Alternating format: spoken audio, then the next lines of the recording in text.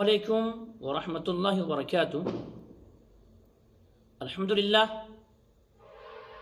الحمدللہ رب العالمین والصلاة والسلام علی سید المرسلین وعلی آلہ وصحبہ اجمعین، اما بعد۔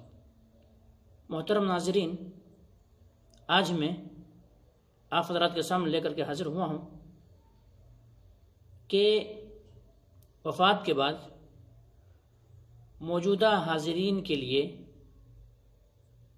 مسنون و مستحب کام، ان میں سے میں آپ حضرات کے سامنے 3 چیزیں بیان کر چکا ہوں۔ آج چوتھی چیز بیان کروں گا۔ چوتھا یہ ہے کہ اگر مرنے والا شخص مقروض ہے، کسی سے قرض یا ادھار لے کر کے مرا ہے، تو قرض کی ادائیگی میں بھی جلدی کیا جائے۔ کیوں جلدی؟ اس لیے کیا جائے کیونکہ مومن شخص اگر قرض لے کر کے مرا ہے تو ان کی نیکیاں ابھی اٹکی ہوئی ہے۔ جب تک کہ اس قرض کو وہ ادا نہیں کر دیتا تب تک کہ ان کی نیکیاں معلق بیچا بیچ میں لٹکا ہوا رہتا ہے۔ اس لیے قرض کی ادائیگی میں جلدی کر دیا جائے۔ یہ وارثین کی ذمہ داری ہے۔ اگر ترکہ میں سے مال چھوڑا ہے تو اسی مال کو بیچ باچ کر کے قرض کی ادائیگی کی جائے گی، اور اگر نہ تو وارثین ہے اور نہ ترکہ میں سے کوئی سامان ہے ان کے پاس، تو ایسی صورت میں پھر حاضرین کے اوپر یہ ذمہ داری بنتی ہے کہ وہ لوگ اس کی قرض کی میں ادائیگی کر دیں۔ نبی کریم صلی اللہ علیہ وسلم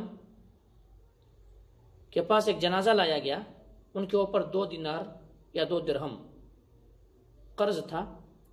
نبی کریم صلی اللہ علیہ وسلم نے سوال کیا ان کے اوپر قرض وغیرہ ہے؟ بتایا کہ نبی کریم صلی اللہ علیہ وسلم 2 دینار ہے۔ نبی کریم صلی اللہ علیہ وسلم فرمایا کہ اپنے بھائی کا نماز جنازہ پڑھ لو۔ نبی کریم صلی اللہ علیہ وسلم نہیں پڑھے، پیچھے ہٹ گئے۔ اتنا ہی میں ایک صحابی رسول حضرت ابو قتادہ رضی اللہ عنہ اٹھے اور کہ اللہ کے رسول، یہ قرض جو ہے ان کے اوپر اب میری ذمہ ہے، میں ان کو ادا کروں گا۔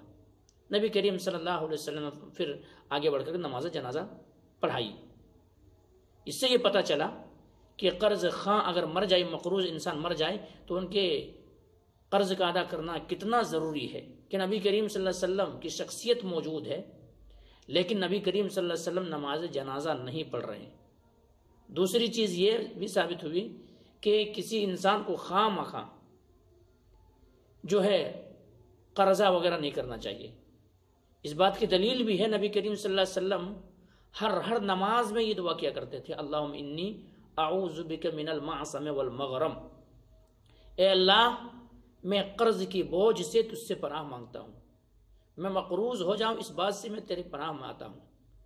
اما عائشہ رضی اللہ تعالی عنہا نے کہا کہ آپ بخشے بخشائے ہیں لیکن آپ اتنا زیادہ قرض کے بوجھ سے پناہ مانگتے ہیں، کیا مطلب ہے؟ نبی کریم صلی اللہ علیہ وسلم، عائشہ جب ایک انسان مقروض ہوتا ہے، قرض دار ہوتا ہے، تو ایسے موقع پر کبھی وہ جھوٹ بولتا ہے، کبھی وہ وعدہ خلافی کرتا ہے۔ تو اس سے پتہ چلا کہ خواہ مخواہ انسان کو قرضہ وغیرہ نہیں کرنا چاہیے۔ اور اگر مر گیا ہے کوئی شخص اور ان کے اوپر قرض ہے تو قرض کو ادا کر دیا جائے، قرض کو دے دیا جائے۔ آج انسان اکثر یہ ہوتا ہے کہ قرض وغیرہ لیتا ہے تو ان کے دل کے اندر ایسا خیال پیدا ہوتا ہے کہ کون دے گا اس کو، کون دے گا۔ لیکن ایسا نہیں لینا، لیتے وقت ان کا سوچ یہ ہونا چاہیے کہ میں جلد سے جلد ان کے قرض کو واپس کر دوں گا۔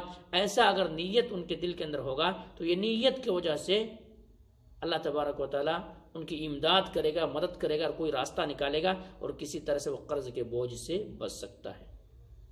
تو حاضرین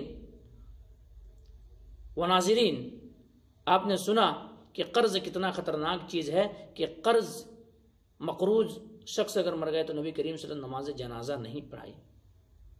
تو اس سے پتہ چلا کہ قرض کسی انسان کے اوپر اگر ہے، مرنے والے شخص کے اوپر، تو ان کے اہل و عیال جو وارثین ہیں ان کے آگے بڑھ کر کے اعلان کرنا چاہیے کہ میرے والد محترم کی زندگی میں اگر کوئی کسی کے اوپر کوئی قرض ہے تو ہم ادا کرنے کے لیے تیار ہیں، ایسا اعلان کر دیا جائے اور ان کے جو ہے قرض کی ادائیگی میں جلدی کر دیا جائے، ورنہ ان کی نیکیاں آسمان و زمین کے درمیان اٹکا رہے گا۔ پھر وہ انسان اگر نیک ہے پھر بھی کوئی فائدہ نہیں ہوگا ان کے لیے، اور برا ہے پھر بھی برا تو ہے ہی برا، تو اس لیے اس چیز میں جلدی کیا جائے۔ بہرحال یہیں سے بات کو ختم کرتا ہوں۔ اللہ تبارک و تعالیٰ سے میں دعا کرتا ہوں کہ مولا کریم جو بات کہی گئی ہے سب سے پہلے تو ہم اور آپ کو تو ان باتوں کے اوپر اچھی سمجھ کی توفیق دے جائے، اس کے بعد مولا کہ ہم تمام مسلمانوں کو جو قرض ایک خطرناک چیز ہے، اور قرض کی وجہ سے انسان کبھی جھوٹ بولتا ہے، کبھی وعدہ خلافی کرتا ہے، تو مولا کریم ہم تمام مسلمانوں کے مالوں کے اندر اتنا وسعت پیدا کر دے تاکہ ایک دوسرے کا محتاج نہ ہو اور ایک دوسرے کے سامنے ہاتھ نہ پھیلانا پڑے اور قرض نہ لینا پڑے۔ تقبل یا رب العالمین، وآخر دعوانا الحمدللہ رب العالمین۔